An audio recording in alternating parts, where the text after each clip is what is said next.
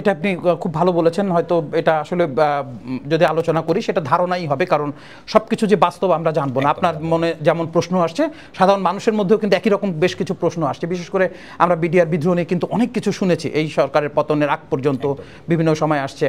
তো এখন কিন্তু দেখা যাচ্ছে যে তারাই বলছে যে এটি আর নতুন করে কোনো কমিশনও গঠন হবে না, তদন্ত হচ্ছে না, যে বিচার প্রক্রিয়া সেটা চলছে। তার মানে কিন্তু ধরে নিতে হবে যে ওই কারণেই হয়েছে। তার মানে হয় এটাই সত্যি ছিল যে ডাল ভাত কর্মসূচি নিয়েই বিডিআর এবং সেনাবাহিনীর মধ্যে যে সদস্যদের মধ্যে যে দ্বন্দ্ব, সেটা দিয়েই আসলে হয়েছে। কারণ নতুন করে যেহেতু আপনি আর কোনো কিছুর দিকে যাচ্ছেন না, তাহলে সেটি একটা হয়ে যায়। এর পাশাপাশি আপনি কিন্তু দেখবেন যে সাগররুনি হত্যাকাণ্ড বলেন, ত্বকীর মার্ডার বলেন, তনু হত্যাকাণ্ড বলেন, বেশ কিছু হত্যাকাণ্ড ছিল কিন্তু মানুষ জানতে চাচ্ছিল যে কি হয়েছে। ইভেন ইলিয়াস আলীর কি হলো সেটা কিন্তু মানুষ জানতে চাচ্ছিল, তাই না? সেই বিষয়গুলো কিন্তু আর তদন্তে সেভাবে আসছে না, বা সেভাবে আমরা এখনো জানতে পারছি না। আমি বলছি না যে তদন্ত শেষ হয়ে যাবে এবং দ্রুত আমরা, কিন্তু এই বিষয়গুলো এতই অন্ধকারাচ্ছন্ন ছিল, কেন হলো, কি হলো, সবকিছু মধ্যে মানে মনে হচ্ছে যেন এগুলো আসলে ঘটেই নাই। হ্যাঁ, যে সাগররুনি মারা যায় নাই, ত্বকী মারা যায় নাই, তনু মারা যায় না, এরকম একটা ব্যাপার হয়ে আসছে সামনাসামনি, যে কেউ এদেরকে হত্যা করে না। এরকম আরও ঘটনা আছে আমাদের হয়তো মুখে এরকম আছে। তাহলে সেই বিষয়গুলো যদি এই সরকার কিছুটা হলেও প্রকাশ করতে পারতো। তারপরে পাশাপাশি কিন্তু আরও বেশ কিছু দাবি ছিল, যে সবসময় বলা হতো যে বিগত সরকার বেশ কিছু চুক্তি করেছে ভারতের সঙ্গে, বা অন্যান্য বিভিন্ন জায়গায় চুক্তি করেছে, যেটা গোপন চুক্তি, কিন্তু আমরা কিন্তু সেই চুক্তিগুলো প্রকাশ দেখছি না কখনো। মানে এটা তো এই সরকারের পক্ষে সম্ভব ছিল চুক্তিগুলো প্রকাশ করে দেওয়া, কিন্তু সেটা কিন্তু কখনো দেখি নাই। তার মানে হচ্ছে যে সরকার, অন্য সরকারগুলো আসলে যেরকম রাগঢাক করে চলছে, এই সরকার হয়তো সেরকম চলতে যাচ্ছে। যা যদি সেটাই তাকে চলতে হয়, তাহলে আসলে সে থাকা বা না থাকাকে আর কিন্তু তেমন কোনো কিছু যায় আসে না।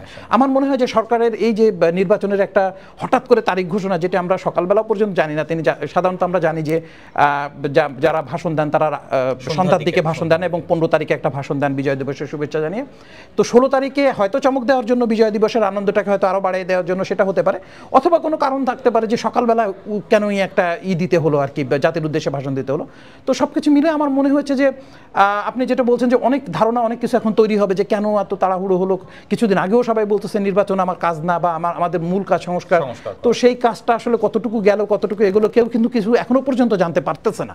তো তার মধ্যে ইলেকশনের সময়টা অনেকটাই তড়িঘড়ি বলা যায়, কারণ কিন্তু সুস্পষ্ট ছিল যে কমিশন, যে সংস্কার কমিশন, 6টা সংস্কার কমিশন একটা রিপোর্ট দিবে, তার ভিত্তিতে তারা কি করবে, এই রিপোর্টের প্রেক্ষিতে পরে তারা ইলেকশনের প্রসঙ্গে তারা যাবে। এটি কিন্তু সবসময় বারবার বলা হচ্ছে। সেখানে কমিশনের রিপোর্টের পর কোনো মানে আমরা উল্লেখযোগ্য কোনো অবদান এখনো পর্যন্ত না দেখেই, বা সব রিপোর্ট এখনো না আসলেই তার আগে ইলেকশনের ঘোষণা, এটা আসলে নিশ্চয়ই ভেতরে অনেক কিছু হয়, যেটা হয়তো এখনই আমরা জানবো না, আস্তে আস্তে হয়তো ধীরে ধীরে আমরা দর্শকদেরকে সেটা জানাতে পারবো। আপনি জানেন যে ইলেকশন কমিশনও কিন্তু এরকম তার তড়িঘড়ি ঘোষণা করা হয়েছিল, কারণ হচ্ছে যে ইলেকশন কমিশন, সংস্কার কমিশন কিন্তু কোনো প্রস্তাব দেওয়ার আগেই কমিশন গঠন হয়ে কাজ শুরু হয়ে গেছে, এবং তারা বলেছে যে কোনো সময় ভোটের জন্য তারা প্রস্তুত নিয়েছে।